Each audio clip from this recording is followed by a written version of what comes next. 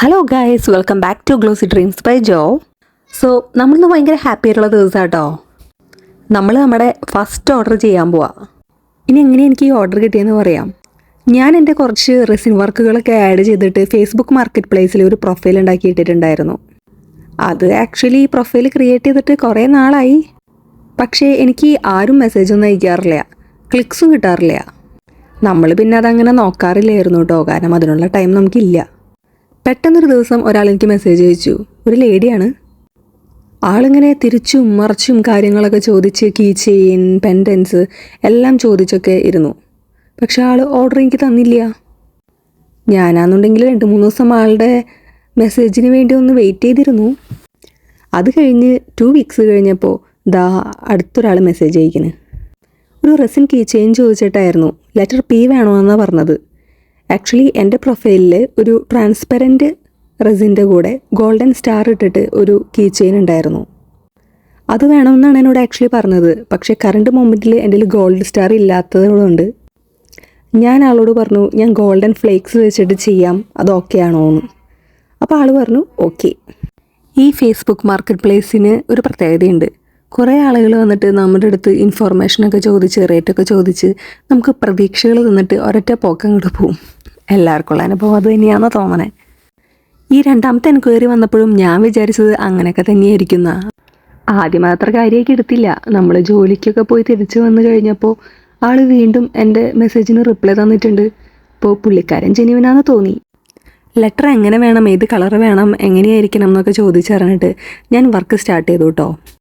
ഞാൻ ആക്ച്വലി ഈ വർക്ക് ചെയ്തെടുത്തത് 3 ദിവസമായിട്ടാണ്. കാണുമ്പോൾ ഭയങ്കര സിമ്പിളായിട്ടുള്ളൊരു വർക്കാണിത്. പക്ഷേ ഞാനിത് ആക്ച്വലി 3 ദിവസം എടുത്തു ചെയ്യാൻ. നമുക്ക് വേണമെന്നുണ്ടെങ്കിൽ ഇത് 1 ടൈം കൊണ്ട് പരിപാടി അവസാനിപ്പിക്കാം. പക്ഷെ കുറച്ചും കൂടിയും പെർഫെക്ഷന് വേണ്ടിയിട്ട് ഞാൻ 3 days ആയിട്ടാണ് ചെയ്തത്. മാത്രമല്ല കണ്ടിന്യൂസ് 3 നൈറ്റ് ഷിഫ്റ്റുകൾ ഉണ്ടായിരുന്നു. അതുകൊണ്ട് തന്നെ ഞാൻ പാർട്ടായിട്ടാണ് ചെയ്യാൻ ഉദ്ദേശിച്ചത്. പെർഫെക്ഷൻ കൂടുതൽ കിട്ടാൻ വേണ്ടിയിട്ട് ഞാൻ ആദ്യം തന്നെ ഉപയോഗിച്ചത് UV റെസിനാണ് കേട്ടോ.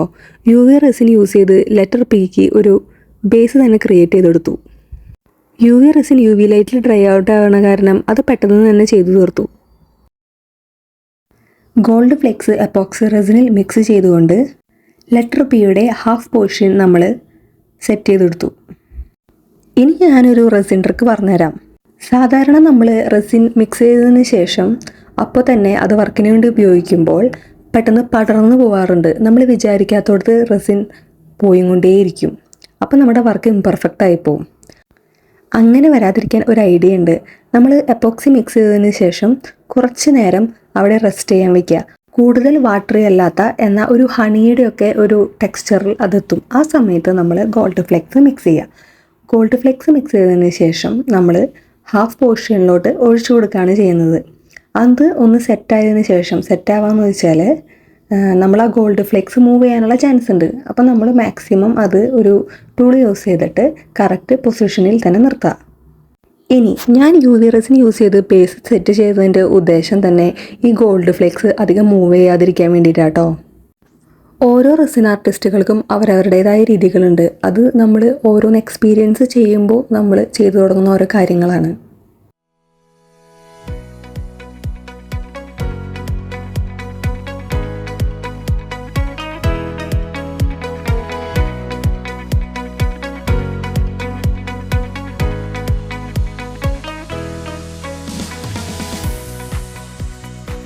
ഗോൾഡ് ഫ്ലെക്സ് ഒരു സൈഡിൽ സെറ്റായതിനു ശേഷം ഞാൻ ബാക്കി ട്രാൻസ്പെറൻ്റ് ആയിട്ടുള്ള എപ്പോക്സി റെസിൻ അതർ സൈഡിൽ ഒഴിച്ചു കൊടുക്കുകയാണ്.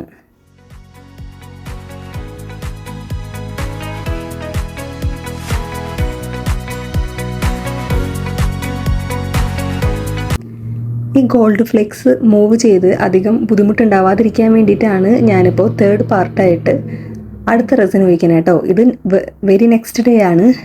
അപ്പോൾ നമ്മൾ ആദ്യം ചെയ്ത ഗോൾഡ് ഫ്ലെക്സ് ഡ്രൈ ഔട്ട് ആയതിനു ശേഷം മാത്രമാണ് അതിന് മുകളിൽ കൂടി ഈ എപ്പോക്സി റെസിൻ ഒഴിച്ചു കൊടുക്കുന്നത്.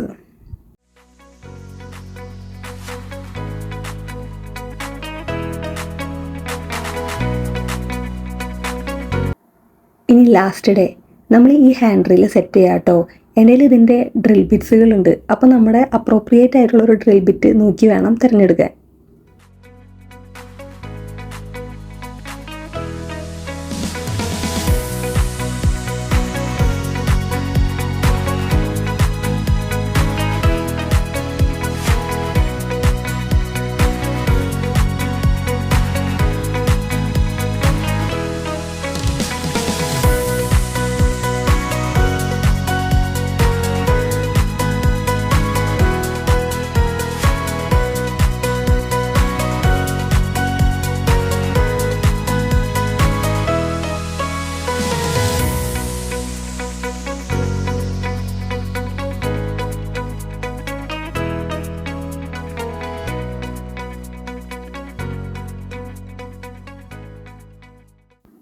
സോ നമ്മൾ ലെറ്റർ പി മോൾഡിൽ നിന്ന് എടുക്കുകയാണ്.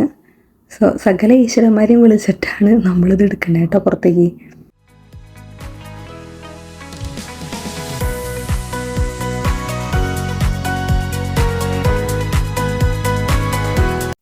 ഇനി നമുക്കിത് ഡ്രിൽ ചെയ്യാൻ നോക്കാം.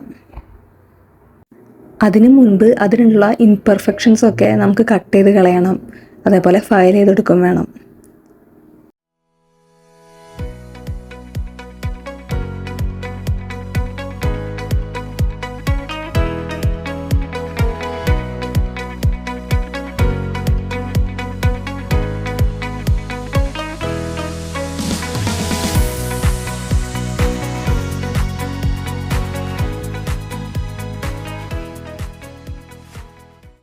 നമ്മളിതിൽ യൂസ് ചെയ്യണ കീ ചെയിൻ്റെ പാർട്ടുകൾ നമുക്ക് ഈ മോൾഡിൻ്റെ കൂടെ തന്നെ കിട്ടിയതാട്ടോ.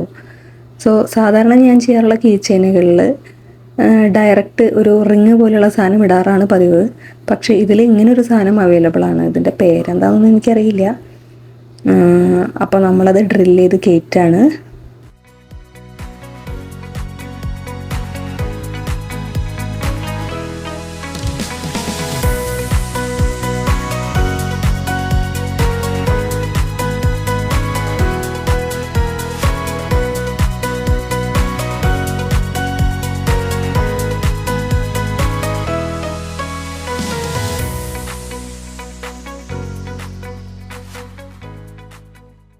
അതിനുശേഷം ബാക്കി പാർട്സുകൾ നമ്മൾ പ്ലയേഴ്സ് യൂസ് ചെയ്ത് പെർഫെക്റ്റായിട്ട് ഇട്ട് കൊടുക്കണം കേട്ടോ.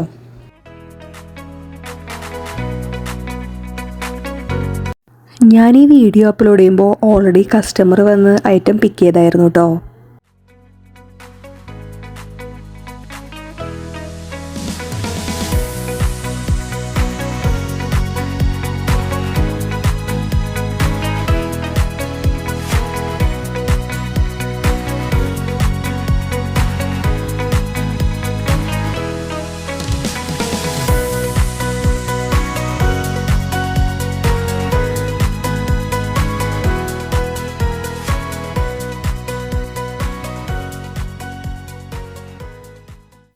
അപ്പം നമ്മുടെ കീ ചെയിൻ റെഡി ആയിട്ടോ.